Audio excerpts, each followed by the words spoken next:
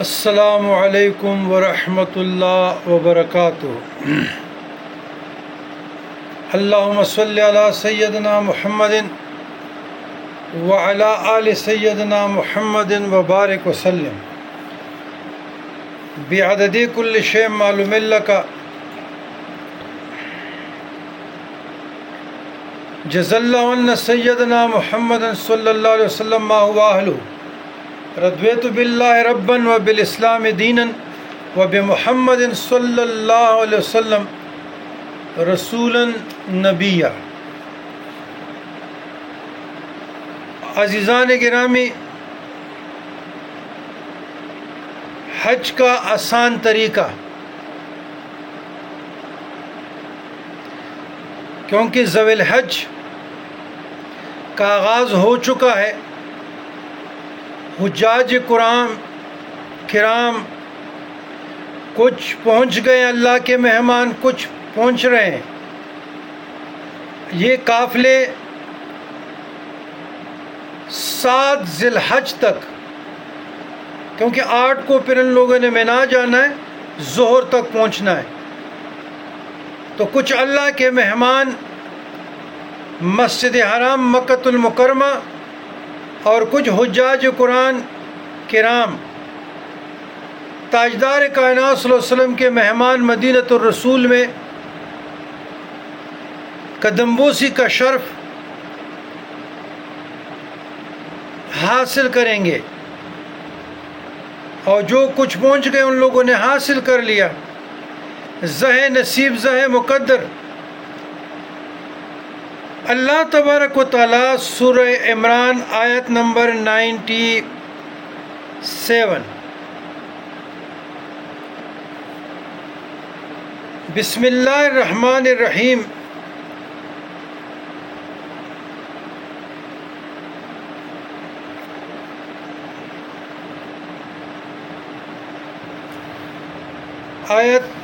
سورہ عمران کی آیت نمبر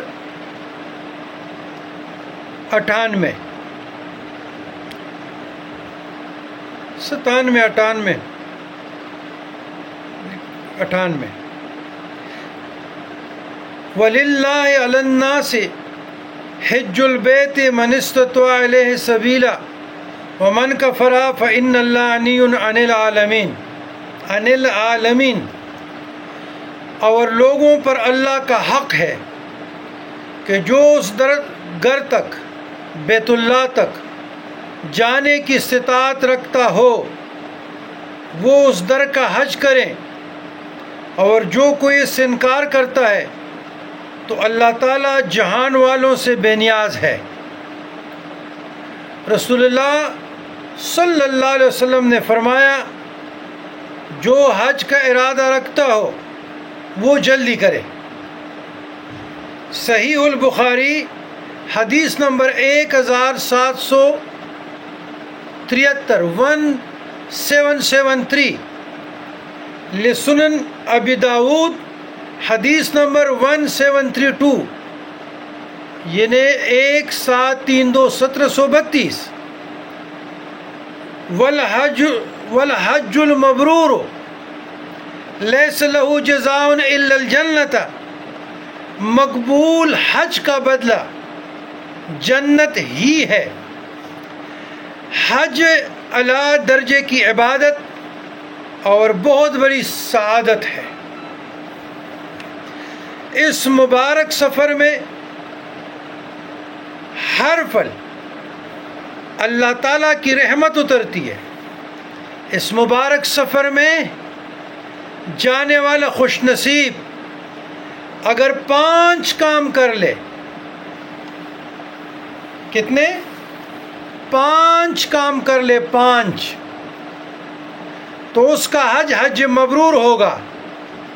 حج مبرور قبول، یعنی اس کے گناہ مٹ جائیں گے اور وہ جنت کا حقدار بن جائے گا۔ نمبر 1، معافی اور دل کی صفائی کے ساتھ اس سفر کا آغاز کریں، اور حج کا خرچ رزق حلال میں سے کریں۔ حرام خور کا کوئی حج نہیں ہے، کوئی عمرہ نہیں ہے۔ اور اسی طرح جو شخص وراثت میں سے یا اس کے علاوہ کسی کا حق مار چکا ہے وہ فوراً حق والے کو اس کا حق واپس کر دے اور پھر حج مبارک کے سفر کے لیے نکلے، ورنہ اللہ تعالیٰ کی جناب سے سوائے ددکار کے کچھ نہیں ملے گا۔ یہاں پر ایک نقطہ، اور یہ ہمارے پختونخوا میں بہت زیادہ ہے، ہم بیٹی کو وراثت میں حصہ نہیں دیتے، بہن کو نہیں دیتے، تو جب آپ غاصب ہیں ان کی وراثت پہ، آپ کا حج کیسے قبول ہوگا؟ آپ کا عمرہ کیسے قبول ہوگا؟ اور مزے کی بات یہ ہے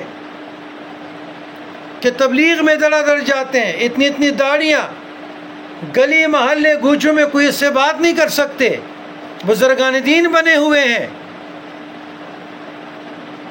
اور بیٹی کے بہن کے حق وراثت سے منکر ہے، غاصب ہے۔ کیا ایسے لوگوں کی تبلیغ قبول ہوگی؟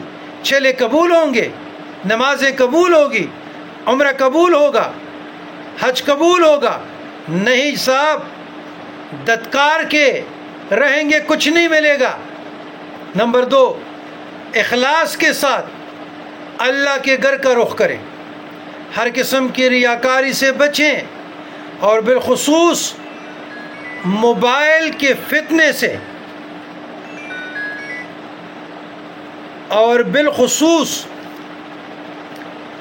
موبائل کے فتنے سے اپنے پورے سفر کو محفوظ رکھیں، فیس بک اور تصاویر کی آوارگی سے بچ جائیں، ورنہ حج کے برباد ہونے کا خدشہ 100% ہے۔ اس مبارک سفر کو اپنے اور اپنے اللہ کے درمیان راز رکھیں۔ نمبر 3، ہر عمل رسول اللہ صلی اللہ علیہ وسلم کی سنت کے مطابق کرنے کی کوشش کریں، اور جہاں تک ممکن ہو اعمال اور حدود میں ترتیب کا لحاظ رکھیں، خود ساختہ وظائف اور من گڑب دعائیں اپنے اوپر مسلط کر کے اپنا وقت ضائع نہ کریں، بلکہ قرآن پاک کی تلاوت کریں، مسنون اذکار پڑھیں۔ خود ساختہ اذکار کون سے ہیں؟ یہ جو منتر جنت، جو منتر ہے، جو مندرے ہیں، جو جنتر ہے، ایسی اذکار پڑھنا ناجائز ہے۔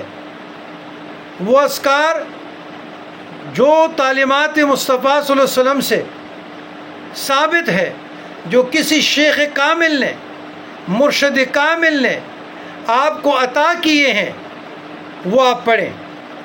نمبر 4، حج صبر کا دوسرا نام ہے۔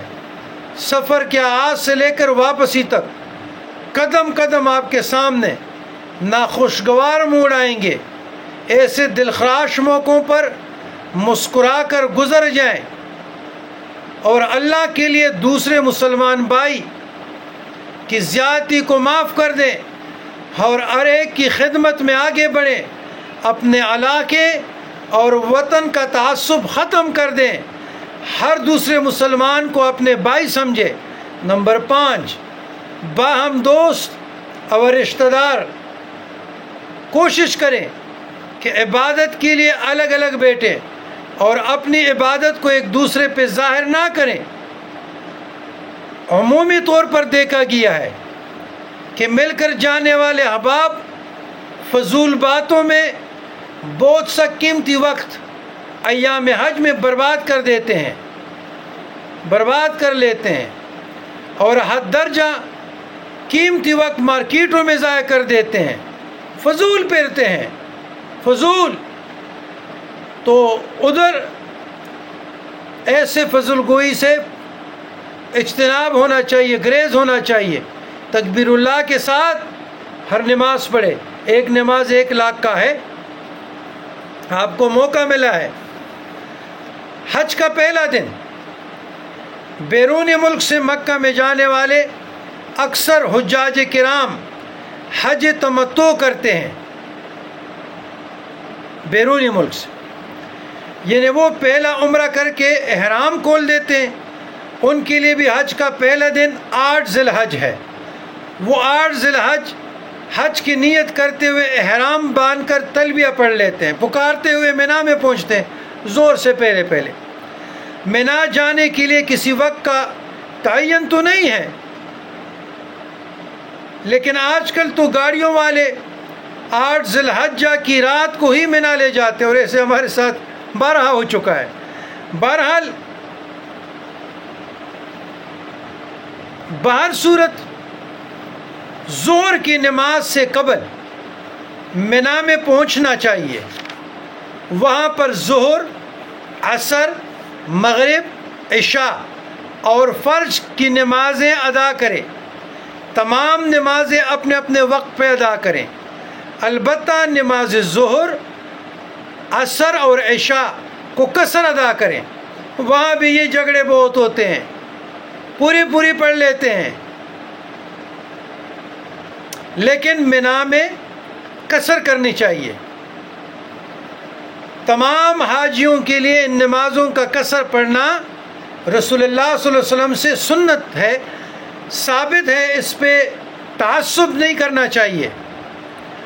تو ظہر سے لے کر 9 ذی الحجہ کے سورج طلوع ہونے تک مینا میں قرآن کی تلاوت، اللہ تعالیٰ کے ذکر میں مصروف رہیں اور کوشش کریں ان مبارک لمحات میں آپ گپ شپ، موبائل فون، سیلفیاں، فوٹوگرافی، ہر قسم کی آوارگی سے کوشش کریں کہ بچ جائیں۔ تو موبائل سے، گپ شپ سے، فضولیات سے، ان چیزوں سے بچنا چاہیے۔ حج کا دوسرا دن 9 ذی الحج کو سورج طلوع ہونے کے بعد میدان عرفات کی طرف روانہ ہو جائے۔ اپنے آپ کو مشقت میں نہ ڈالیں، ہر ممکن سواری کا استعمال کریں اور میدان عرفات کو جاتے ہوئے رستے میں اللہ اکبر، لا الہ الا اللہ اور تلبیہ پکارنا مسنون ہے۔ لبیک اللہم لبیک، لبیک لا شریک لک لبیک، ان الحمد والنعمت لک والملک لا شریک لک۔ میدان عرفات میں جس قدر ممکن ہو مسجد نمرہ میں یا اس کے قریب ٹھہریں، حج کا خطبہ سنیں اور ظہر اور عصر کی نمازیں جمع کریں۔ جمع تقدیم کی صورت میں قصر باجماعت ادا کریں، اور اس مسئلے کو اچھی طرح سمجھ لیں کہ میدان عرفات میں ظہر اور نماز عصر کی نمازیں جمع تقدیم اور قصر کر کے پڑھنا سنت ہے، اور پوری نمازیں پڑھنا خلاف سنت ہے۔ بالکل ہم مقلد ہیں، ہم حنفی ہیں، ماتریدی ہیں، یہی لوگ جب وہاں جاتے ہیں جھگڑے کرتے ہیں کہ نہیں جی وقت پہ 4 پڑھیں، علماء نے کہا ہے۔ بھائی ہم علماء کا مانیں یا حدیث مصطفیٰ کو مانیں؟ تو الحمدللہ اس حقیر کا یہ عمل رہا ہے، میں نے خود باجماعت ظہرین پڑھائی ہے، قصر کے ساتھ پڑھائی ہے الحمدللہ، اور میں نے سنت پہ عمل کیا ہے، اور دوستوں کو، احباب کو بھی تاکید کیا ہے کہ یہاں جھگڑوں سے بچیں، اختلاف سے بچیں، فرقواریت سے بچیں، کیونکہ حضور علیہ السلام نے ظہرین پڑھا ہے، حضور علیہ السلام نے قصر پڑھی ہے۔ دیکھیں ایک انفرادی عمل ہے، ایک اجتماعی عمل ہے۔ جب میں خیمے میں نماز پڑھتا ہوں باجماعت اور میرے ساتھ 500 سے 1000 تک مجمع ہے، تو میں کیسے 4 پڑھوں؟ ہاں اس صورت میں جب آپ انفرادی حالت میں ہو تو آپ ظہر میں پڑھیں اور عصر میں پڑھیں، لیکن اگر اتنا مجمع ہے تو آپ نے باجماعت پر قصر پڑھنے، ظہرین پڑھنے، اور یہی سنت ہے۔ میدان عرفات میں ٹھہرنا حج کا بنیادی رکن ہے۔ اس دن اللہ تعالیٰ کی رحمت آخری حد تک جوش میں ہوتی ہے، بڑے بڑے پرانے گناہ معاف کر دیے جاتے ہیں۔ اس لیے اللہ تعالیٰ سے عجز انکساری کے ساتھ رو رو کر پوری امت کے لیے اور اپنے لیے معافی مانگے۔ لا الہ الا اللہ وحدہ لا شریک لہ لہ الملک و لہ الحمد وہو علی کل شیء قدیر۔ یہ سابق انبیاء کا بھی ذکر ہے اور عرفات کا بھی ذکر ہے، زیادہ سے زیادہ پڑھے۔ یہ اس دن کا سب سے اونچا ذکر ہے، کلمہ توحید سب سے اونچا ذکر ہے۔ مغرب تک میدان عرفات میں رہے اور یہ ذہن میں رکھے کہ مسجد نمرہ کا کچھ حصہ میدان عرفات میں اور زیادہ تر حصہ میدان عرفات سے باہر ہے، اس لیے دونوں جانب لگے ہوئے بورڈوں سے مکمل رہنمائی حاصل کریں اور میدان عرفات کی حدود میں رہیں۔ جبل رحمت پہ چڑھنا اور وہاں جا کر دعا کرنا، اس کی تو کوئی خاص شان یا فضیلت میں یا فضیلت دین میں نہیں ہے۔ بعض لوگ جاتے ہیں نا جی وہاں جبل نور پہ جاتے ہیں، چڑھتے ہیں، یادگار کے طور پہ جبل نور میں آپ جائیں، دیکھیں، نصیحت کے لیے، عبرت کے لیے کوئی حرج نہیں ہے۔ لیکن اگر اسپیسک خاص طور پر آپ یہ سمجھتے ہیں کہ یہ کوئی خاص جگہ ہے اور یہاں کوئی خاص دعا مستجاب الدعوات ہوگی، تو وہ تو میدان عرفات میں آپ ویسے بھی پہنچ گئے، تو آپ کی ہر دعا، ہر لمحہ آپ کا قیمتی ہے۔ تو اس بات کو بھی ذہن نشین کیجئے گا، ضد نہیں کرتے۔ سورج غروب ہونے کے بعد نماز مغرب ادا کیے بغیر نہایت وقار اور سکون کے ساتھ تلبیہ پکارتے ہوئے عرفات سے مزدلفہ کی طرف روانہ ہو جائے۔ مزدلفہ پہنچ کر جہاں بھی جگہ ملے وہاں اذان اور اقامت کہہ کر مغرب اور عشاء کی نماز ادا کریں۔ یاد رکھیے گا مزدلفہ سیدھی سڑک ہے، وہاں بھی سیدھی سڑک ہے اور ساری رات آپ نے سڑک پر بیٹھ کے گزارنی ہے۔ وہاں پر کنکریاں بھی اکٹھی کرنی ہے، 749۔ تو پھر طلوع وہاں پر آپ مغرب اور عشاء دونوں ادا کریں۔ عشاء کی نماز کو قصر پڑھیں اور شام کا نماز تو 3 ہی پڑھیں گے۔ پھر طلوع فجر تک آرام کریں۔ مزدلفہ کی رات قیام اللیل یا اس کے علاوہ کوئی خاص عبادت کرنا رسول اللہ صلی اللہ علیہ وسلم سے ثابت نہیں ہے، اس لیے رسول اللہ صلی اللہ علیہ وسلم سے بڑھ کر اپنے وقت اور اعمال کو ضائع مت کریں۔ ویسے بھی وہاں حاجی صاحبان جب پہنچ جاتے ہیں نا جی تو رات ہوتی ہے، 12:30 کے بعد تکے ہارے ہوئے ہوتے ہیں اور پانی کا بھی بندوبست مشکل سے ہوتا ہے، تھکاوٹ، سفر کے تھکاوٹ، لوگوں کی تھکاوٹ، دکم پیل، تو بہرحال یہ تو حج میں ہوتی ہے۔ تو وہاں پہ آپ نے پھر کنکریاں اکٹھی بھی کرنی ہے جمرات کے لیے، اور بمشکل آپ کے ساتھ 2-3 گھنٹے ہوتے ہیں، 2-3 گھنٹے تو بیٹھ کے آپ کے گزر جاتے ہیں۔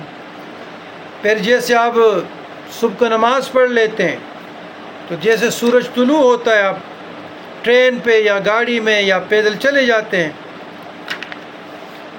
شیطان کو مارنے کے لیے، تو آتے ہیں حج کا 3را دن مزدلفہ میں نماز فجر ادا کر کے مشعر الحرام، یہ پہاڑی کا نام ہے، پر دعا مانگنے اور خوب روشنی ہو جانے کے بعد سورج نکلنے سے پہلے تلبیہ پکارتے ہوئے مینا کی طرف روانہ ہو جائیں۔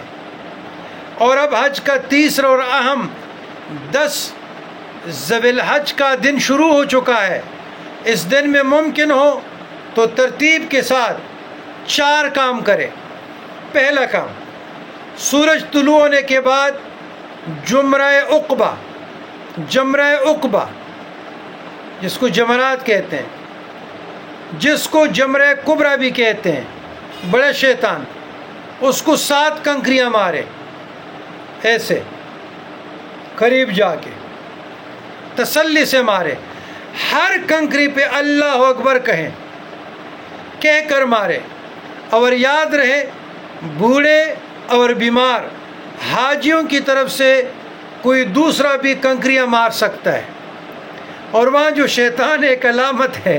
بعض لوگ نادان جاتے ہیں، ایسے عجیب اور غریب کام کرتے ہیں کہ سمجھ سے بھلا تر. دوسرا کام قربانی کرنا ہے.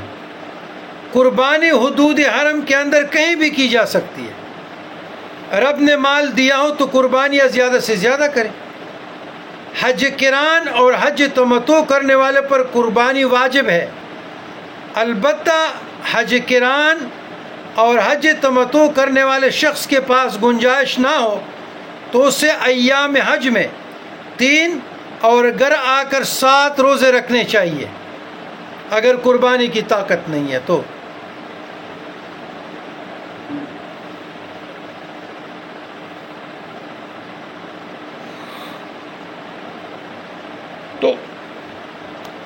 چاہیے اور یاد رہے حج افراد کرنے والے پر قربانی فرض نہیں ہے، البتہ وہ نفلی طور پر جتنے مرضی جانور ذبح کر سکتے ہیں. حج کی 3 قسمیں ہیں: حج کران، حج تمتع اور حج افراد. تو ہم حج تمتع کرتے ہیں. تیسرا کام 10 ذی الحج کا تیسرا کام بال منڈانا ہے. بال کو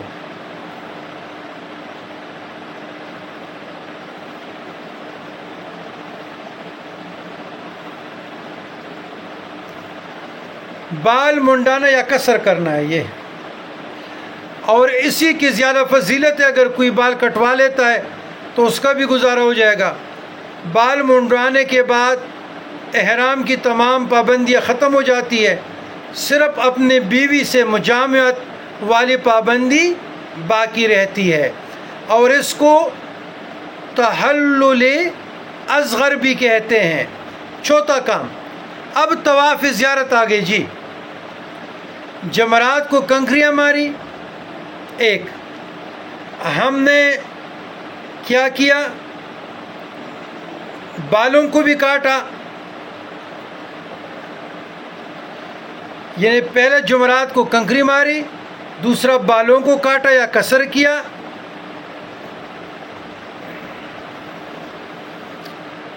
تو اب چوتھا کام کون سا رہ گیا؟ وہ طواف زیارت ہے.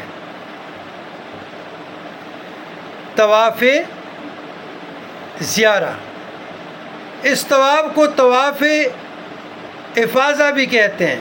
یہ طواف حج کا رکن ہے اور اس میں دایاں کندھا ننگا کرنے کی اور پہلے 3 چکروں میں تیز چلنے کی ضرورت نہیں ہوتی. یاد رہے اگر طواف زیارہ کسی وجہ سے 10 ذی الحجہ کو نہ ہو سکا تو اس کو بعد میں بھی کیا جا سکتا ہے. 11-12 طواف افاضہ کرنے کے بعد رات کو منا میں واپس آ جائیں اور 11 ذی الحجہ کی رات منا میں گزارے. تو ہم نے جمرات کو کیا کیا؟ پتھر مارے 1. پھر ہم نے 10ویں ذی الحجہ کو سر کے بال منڈائے. پھر ہم نے اسی دن جمرات کے بعد جمرات کو ہم نے نمبر 1 جمرات کو ہم نے پتھر مارے. نمبر 2 قربانی کیا. نمبر 3 بال کا قصر کیا یا حل کیا. نمبر 4 طواف زیارہ. کنکری مارنا 1، قربانی کرنا 2، نمبر 3 بال منڈانا یا قصر کرنا، نمبر 4 طواف زیارہ.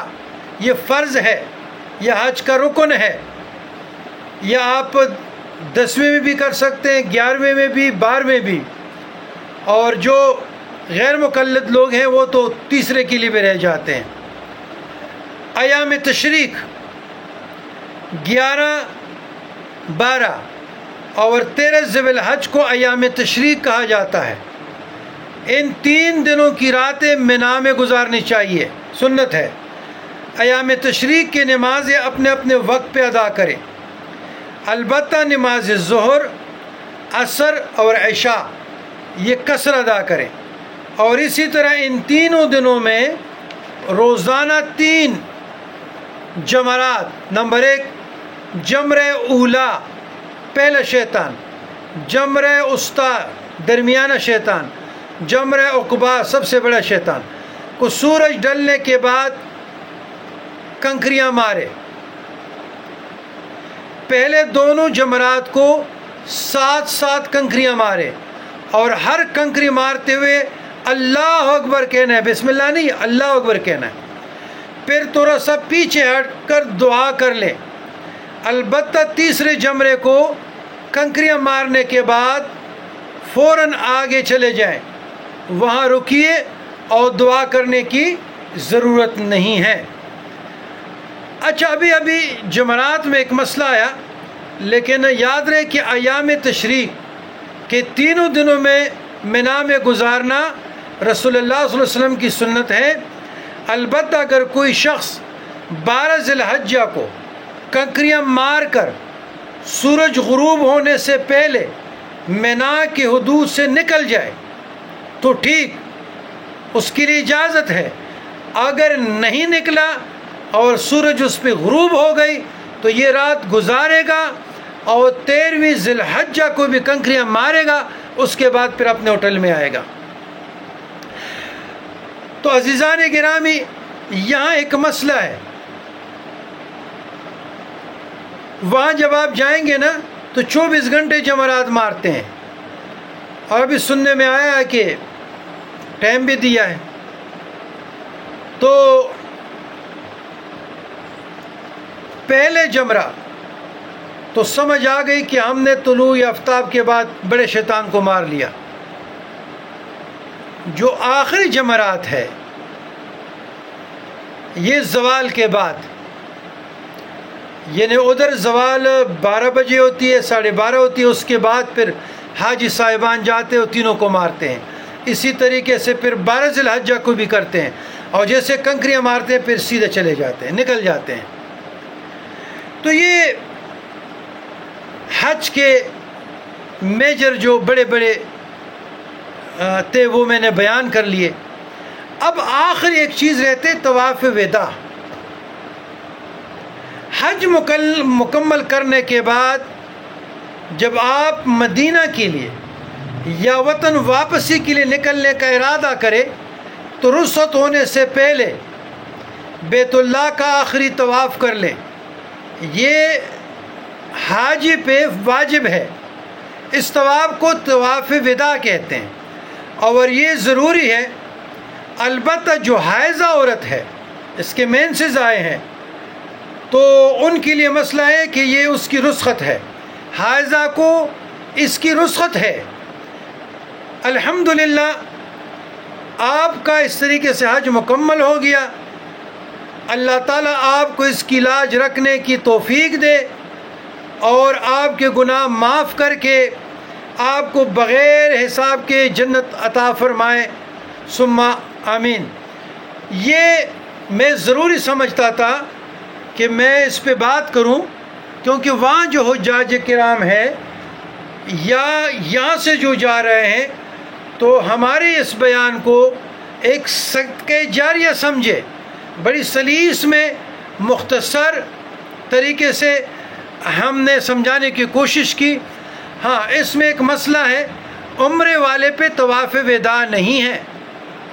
ہاں، دوسرا مسئلہ یہ ہے کہ جس نے طواف افاضہ نہیں کیا، طواف زیارت نہیں کی، اس پہ بیوی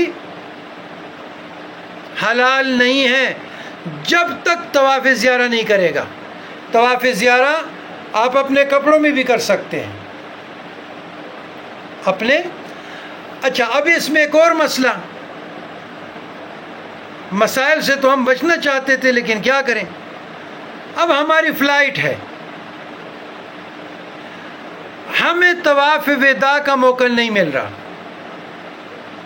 تو پھر ہم کیا کریں گے؟